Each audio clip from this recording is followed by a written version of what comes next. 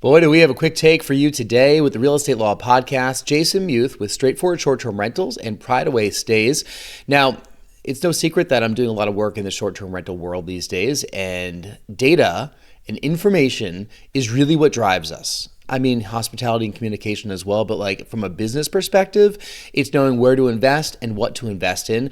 We had the one and only John Bianchi on our podcast, the Airbnb Data Guy. He is at conferences. He's all over the internet. He's really smart, and he's great at analyzing data from AirDNA and all the different sources for short-term rental data and finding the good data from the bad data. You know, I have a background in research, and we always used to say garbage in, garbage out, meaning if you put bad data into an analysis, you're going to get really bad results afterward and be super confused. And AirDNA is something that you just kind of have to look at as a directional source. It's really tempting to focus on the numbers that AirDNA puts in front of you, but I've done some searches on AirDNA for our own properties, and they are wildly wrong from what I'm actually booking. They usually overestimate. John is able to really dig into AirDNA data and find the opportunities in a market, and also find where things might be overinflated or underinflated. So I encourage you to listen to this if you're analyzing properties for short-term rentals and you have not found your way to John Bianchi just yet. Go search him online, check the show notes here, subscribe to his newsletter. He's a super smart guy, and we're really grateful that he took some time out of his day to spend with us on the podcast and share with us how he analyzes data for a market using AirDNA and other sources. So give it a listen. So Rory, this sounds like how we analyzed our properties before we bought them, right?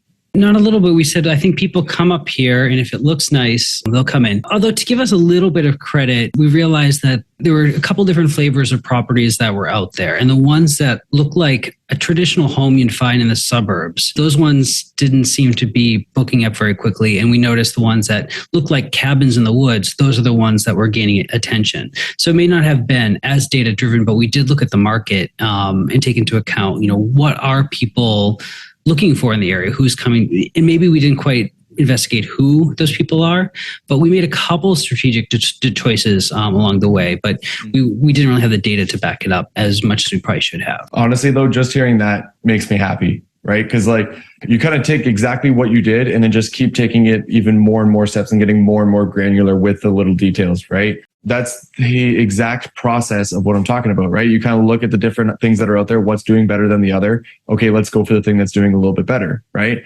And then on top of that, without really maybe even knowing it, is that the person that's going out to that area, they're going to want the cabin, right? They're not going to go from their suburban home to a suburban home in another area, right? They're going for the experience, which is what Airbnb is all about.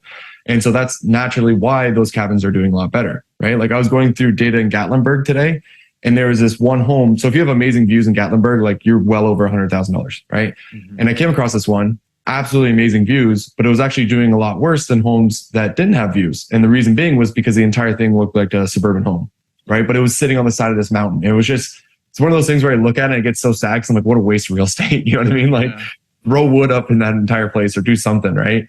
You were doing something right there. It's a combination. All businesses go with your gut and follow the data. And I think this is applicable with a law practice, with a real estate firm, with an investment company, with any kind of consumer packaged goods, with an Airbnb business. And I think this is what separates some people who like doing this on the side, making some extra cash with a room in their house, an accessory dwelling unit, maybe their vacation home. They're able to get their wife or husband to buy into buying it if they could rent it out a couple weeks, versus the people that see it as a pathway to, a business. And it's right. Thinking about this as a business. And I think that a service that you're providing, John, is to think about this as a business and look through the data and see what is that 90 percentile property doing that's different from the average property, and how do you aspire to get up? There are ways to optimize every business out there.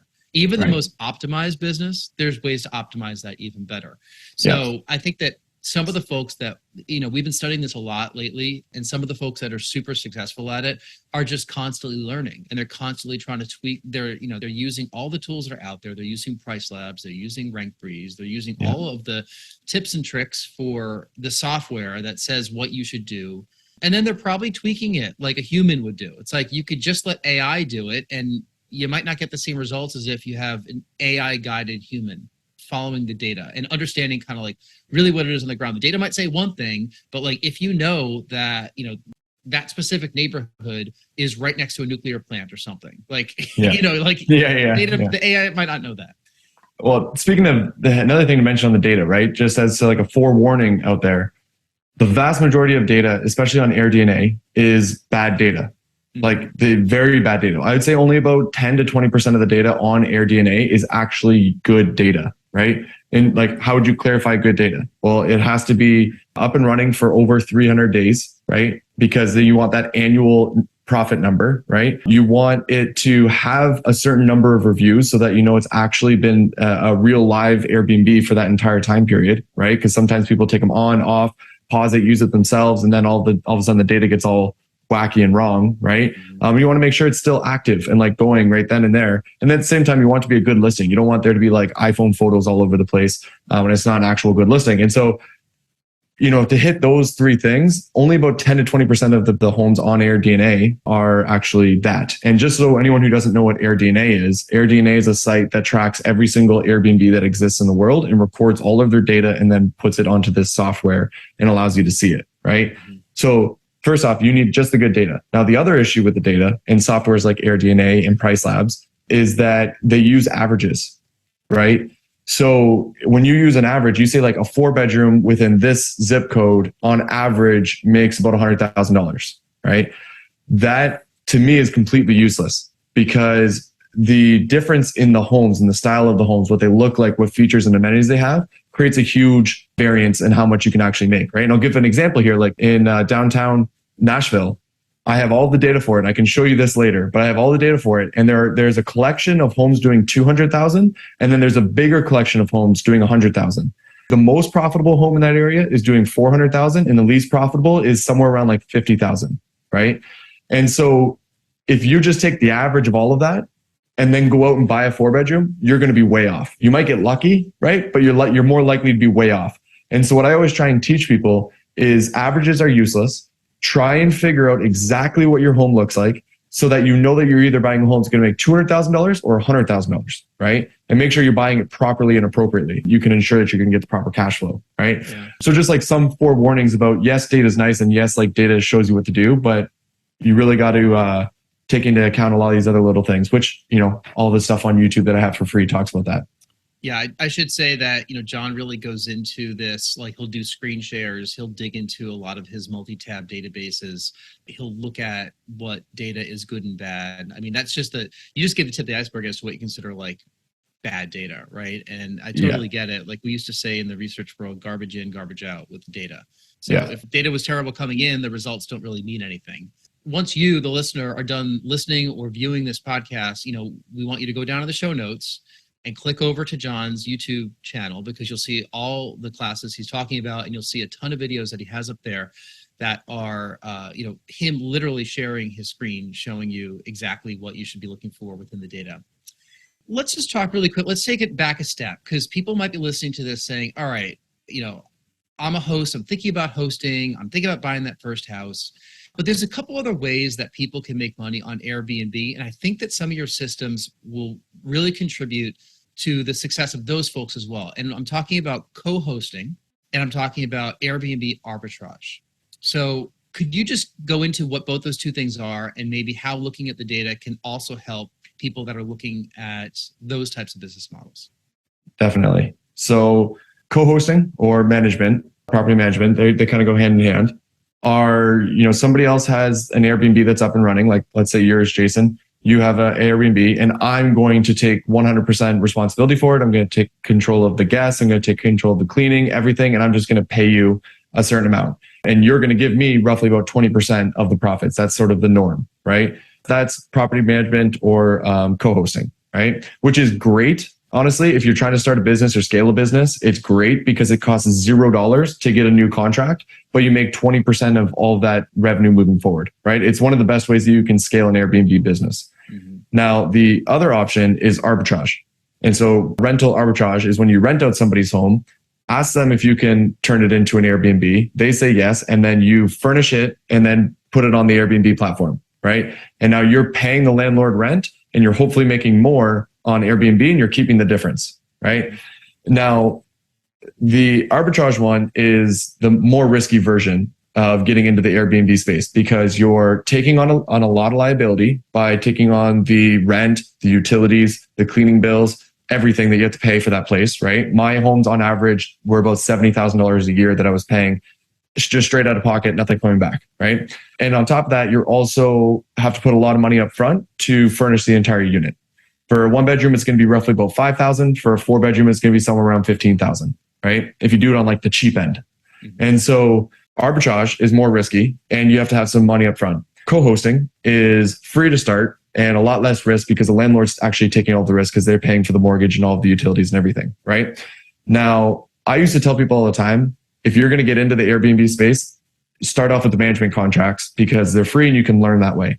However, what I realized is that it's almost impossible to get somebody to trust you to run their home as an Airbnb and take all the risk without you having any experience, right? So now what I tell people is find a 1-bedroom in the middle of a metropolitan and turn that into a rental arbitrage contract, right? Go really small and spend the least amount of money to learn if you even like doing this, but also learn the systems and the process and the operations, right?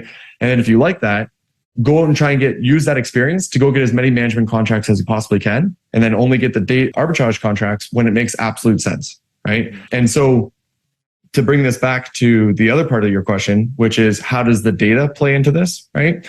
The data plays into this because when it comes to arbitrage, it is so easy to lose money when you're doing rental arbitrage. Like I think about 30% of my homes that I got actually ended up being negative cash flows, right? So I lost money on those properties and I paid about $15,000 to get them up and running. So I lost quite a bit of money on those properties, right? I had other properties that did really well. But arbitrage, you can really lose a lot of money because you're not owning an asset. You're buying depreciating asset, which is the furniture, and you take on all that liability. So getting the right home is really, really, really important, right? And so with the data, right, the way that I go about it is my reports allow me to I scrape all the data from a certain location. I put it into this report and I can see where within the city the most money is being made, right? Between the different bedroom sizes and the different zip codes. And then from there, I hone into that location. So let's say downtown Nashville, right? It's not easy to do it down there, but let's say downtown Nashville, because I already used that as an example. And I'm looking at the 4 bedrooms. And what I would do is I'd go into those 4 bedrooms and I would learn everything I possibly can about all of those 4 bedrooms at all the different scales and levels of profitability. And I would try and find a home on the market for a certain amount of rent that would still allow me to cash flow after all the expenses being paid. Right. But without being like certain, like, oh, this 4-bedroom with rooftop patio is going to make me $150,000 a year. Without 100% knowing that, you're taking a huge risk by signing a lease for like $4,000 or $5,000 a month if you don't know it's going to make $150,000 a year. Right. Mm-hmm. So like going through that process allows you to get the confidence to be able to actually sign a lease and pay for all that furniture and feel confident that you're going to make that money. Did that answer that question? I know I kind of went into a lot of detail there, but I tried to systematically go through it. Yeah, you answered it very well. I think you explained kind of those two business models as well. To some, this might be the first time you're hearing it. If you listen to a lot of Airbnb podcasts and read about it, you'll see, co-hosting or property management and arbitrage as two massive things that people are talking about a lot now. John, do you think too many people are kind of getting into that layer of the business? Like, just what's your gut? Like, has that increased a lot the past couple of years? Are we getting a lot of charlatans? Are we getting good people doing that as an entry point? I don't think there's too many people doing it. There's tons of places that still can be turned into Airbnbs, make a lot of money, right? Mm-hmm. I think that there's a ton of people doing it poorly. And I think that over the years to come, people are going to start losing a bunch of money and be like, oh, Airbnb is a terrible thing and you lose a bunch of money and it's not profitable. Like, I feel like we're going to start hearing horror stories a lot more about rental arbitrage in the future than we are right now, right? And I'll kind of explain why, because like everything was kind of going good right up until 2020. Then 2020 crashed. And then, and people don't know this, there's companies that had raised like $100 million that went bankrupt in 2020. Only one survived. His name is Sonder. And then from that, all those companies crashed. And then a whole new group of companies doing the exact same thing started coming up. And now they're starting to promote to everybody that this is like the best thing in the world and that you can do it. And there's so many people on YouTube just talking about how it's so easy and you can do this and you can do that. I personally think that if you're not going to treat this like a true business and you're not going to try and scale it and grow it and get real operations and eventually grow yourself out of that business, that if you're not taking it with that kind of mindset, you should only have 1 or 2 or 3. Like you should keep it small, because when you keep it small, you can, and you strategically get the right homes, then you can cash flow off of those homes and keep the operations going well. And you're not going to kind of stumble and over invest and end up losing all that money down the road, right? By just like constantly reinvesting and never taking any of those profits back. Like I said, I don't think that there's too many people doing it, but I do think there are a lot of people who are doing it poorly. And what poorly is to me is people who go out there and rent a home without understanding the data and just pick up any home because it's within their budget and the landlord said yes. And those are the people that are going to feel it in a year or two when they realize they've made $0, right? Mm-hmm. And I see it all the time. So like I know markets really, really well. Like I know a bunch of different markets, where to buy, where not to buy, just because I'm in them a lot. Mm-hmm. And when I see people post like, oh, I just got this new arbitrage contract and it's, in the far suburbs of Chicago, and I'm like, you're not going to make any money. There's no demand out there. Your home looks great, but like you're going to lose money over the years, right? It makes me upset. That's why I do these podcasts actually, is because I always try and promote like just learn the data and you won't make that mistake, right? That's how I feel about it. And there is another Real Estate Law Podcast quick take. For the full episode, please go to YouTube or iTunes or Spotify or wherever you listen to or heard that quick take. We're also on realestatelawpodcast.com, where you can get all of our episodes and information about the show. On behalf of attorney broker Rory Gill, this is Jason Muth. Thank you for listening.